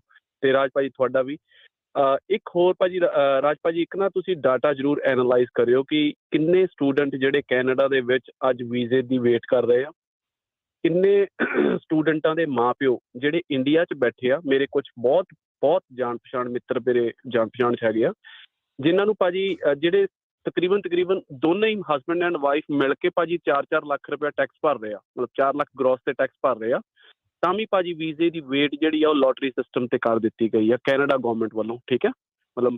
ਤੇ ਉਹ ਵੇਟ ਕਰ ਰਹੇ ਆ ਮਾਂ ਪਿਓ ਕਿ ਵਾਪਸ ਇੱਥੇ ਬੱਚਿਆਂ ਕੋਲ ਆ ਜਾਈਏ, ਉਹ ਆ ਨਹੀਂ ਸਕੇ ਕਿਉਂਕਿ ਵੀਜ਼ਾ ਜਿਹੜਾ ਉਹ ਲੋਟਰੀ ਸਿਸਟਮ ਕੀਤਾ ਪਿਆ ਆ। ਕਿੰਨੇ ਉਹ ਬੱਚੇ ਜਿਨ੍ਹਾਂ ਨੇ ਆਪਣੀ ਗ੍ਰੈਜੂਏਸ਼ਨਸ ਕੰਪਲੀਟ ਕਰ ਲਈਆਂ ਆ and they are waiting for the citizenship ਔਰ ਇਮੀਗ੍ਰੇਸ਼ਨ ਦੇ ਲਾਅ ਇੰਨੇ ਸਖਤ ਹੈਗੇ ਆ ਕਿ ਗਵਰਨਮੈਂਟ ਕਰ ਨਹੀਂ ਰਹੀ, ਉਹਨਾਂ ਨੂੰ ਪੱਕੇ ਨਹੀਂ ਕਰ ਰਹੀ, ਸਿਰਫ ਫੀਸਾਂ ਲਈ ਜਾ ਰਹੀ ਆ, ਪੱਕੇ ਨਹੀਂ ਕਰ ਰਹੀ। ਉਹਨਾਂ ਦਾ ਭਾਜੀ ਡਾਟਾ ਜ਼ਰੂਰ ਇੱਕ ਵਾਰੀ ਰਾਜਕਰਨ ਵੀਰ ਜੀ, ਇਹਨਾਂ ਨੂੰ ਜ਼ਰੂਰ ਇੱਕ ਵਾਰੀ ਤੁਸੀਂ ਐਨਾਲਾਈਜ਼ ਜ਼ਰੂਰ ਕਰਾਓ, ਆਪਣੇ ਚੈਨਲ ਤੇ ਜ਼ਰੂਰ ਕਰਾਇਓ। ਤੇ ਬਾਕੀ ਮਿੰਟੂ ਵੀਰ ਜੀ ਥੈਂਕ ਯੂ ਤੁਹਾਡਾ, ਬਹੁਤ ਧੰਨਵਾਦ, ਤੁਸੀਂ ਬਹੁਤ ਅੱਛੀ ਰਿਪੋਰਟ। ਸ਼ੁਕਰੀਆ ਜੀ। ਨਹੀਂ ਬਿਲਕੁਲ ਜੀ, ਇਹ ਡਾਟਾ ਰਾਜਕਰਨਵੀਰ ਸਿੰਘ ਹਾਸਲ ਕਰ ਸਕਦਾ ਕਿਉਂਕਿ ਮੈਨੂੰ ਨਹੀਂ ਪਤਾ ਇਹਨਾਂ ਚੀਜ਼ਾਂ ਦਾ। ਤੇ ਜੋ ਇਧਰੋਂ ਸਾਡੇ ਇੱਧਰ ਅਸੀਂ ਦੇਖਿਆ ਸੀਗਾ ਕਿ 45% ਰਿਫਿਊਜ਼ਲ ਹੈ ਸਾਡੇ ਓਵਰਆਲ ਐਤਕੀ ਜੀ, 45% ਹੋ ਗਈ, ਜਿਹੜੀ ਕਿ ਪੋਸਟ ਨਹੀਂ ਪ੍ਰੀ ਕੋਵਿਡ ਜਿਹੜੀ ਸੀ ਉਹ ਮਹਿਜ਼ 15% ਸੀਗੀ। ਔਰ ਇਸ ਤੋਂ ਇਲਾਵਾ ਤਕਰੀਬਨ ਲਾ ਲਓ ਕਿ ਵੇਟਿੰਗ ਦੇ ਵਿੱਚ ਪਿੱਛੇ ਜੇ ਮੈਂ ਪੜ੍ਹਿਆ ਸੀਗਾ ਕਿ ਤਕਰੀਬਨ ਲੱਖ ਸਟੂਡੈਂਟ ਹੈਗਾ, 80 ਤੋਂ ਲੱਖ, ਹੁਣ ਸ਼ਾਇਦ ਘਟ ਗਏ ਹੁਣ ਜਾਂ ਵੱਧ ਗਏ, ਹੁਣ ਮੈਨੂੰ ਪਤਾ ਨਹੀਂ ਹੈ।